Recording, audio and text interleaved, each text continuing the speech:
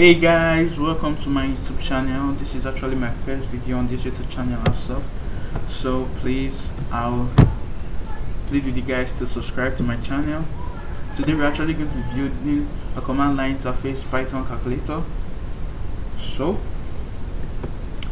I'm using Visual Studio Code text editor. You can use Atom, you can use Sublime, you can use Vim. Anyone that suits you, you use it. If you want to get Visual Studio Code, the link is in the description below.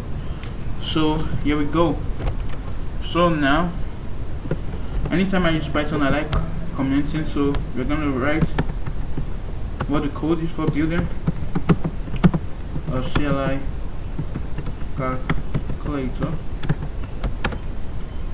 Now the first thing we're going to do is to import math. Then we say from math import. Then we can put any variable we want, like pi or sine or cos. Sorry, I keep giving space. Or hyperbolic. Of course, that's cos h, sine h, and then tan h, log, then log 10. So for now, oh yeah, you also have to add square root, because most people like the square root. That's mostly the purpose of using a calculator. What's the square root? Or you know the square root. And yeah, that's just a joke. So now we can then ask for our input. So input, let's say hash. I'm going to also write a comment. Then input. I'm going to name an input. Then I'm going to name my input imp is equals to, then integer. Sorry, I didn't put equals to. Integer is actually because we're going to be converting our inputs to integer.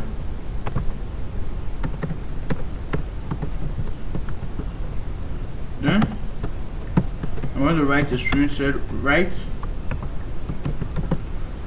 your equation.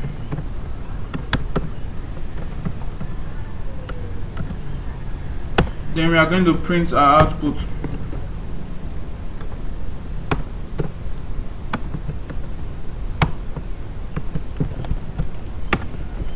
That's print imp. That's it. Oh, then when you run the code, you should write your equation. Oh, it's too close to this. Let me kill this code. It's too close, so I'm going to make a space now. Okay, then save it. Now let's run it again. So when I click here, I can put 3 times 8. You see? Oh yeah, let me add a loop statement, like while statements, right here, because I don't want to be restarting the code every time. So let me give a variable calc equals true. Sorry, the true has to be in capital letter. DMT true. Then oh sorry, stuff. Then our conditional statement, while calc, or you can just write while true at first. Then I'm just going to highlight all this and indent them. So that's it. Save. So when we run our code, 2 times 8, we got it 7 minus 2, 5 times 6. So you see, so let's use one of this stuff we imported, like pi. Let's say pi times 4. That's 12. 22 over 7 times 4. Will you give it 12? Yes, you should give it 12. So that's it. So that's how we write our calculator, guys. As easy as this. If you want us to use the log, like log, let's say 4 base 4. Now guys, as you can see, the calculator is actually working. But the thing I want to just tell you guys is, if you give this, if you want others to use this, like you're just going to build this calculator in your system, right, and want other people to use it, but they don't understand, they don't actually know the rules that Python use in calculating, so you can actually give them a guideline, print a guideline for them to actually use, like print has to be under the while statement, so that it comes out every time the code comes out, like print words. So let's say the string guidelines, and you can give them your guidelines. So okay, let me give you an example. New line,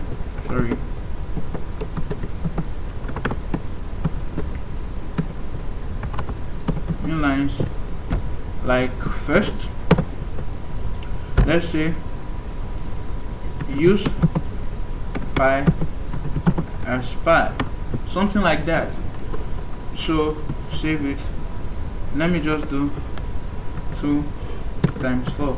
It's going to show the guideline or this code. Let me exit it and see. So we run it again. So you see, use pi as pi. So when the individual comes in to use your calculator, he sees that, oh, when I want to use the pi function, I've actually have to type pi. Let me see if this pi actually works with bracket. Pi, pi 4. Oh, it does not work.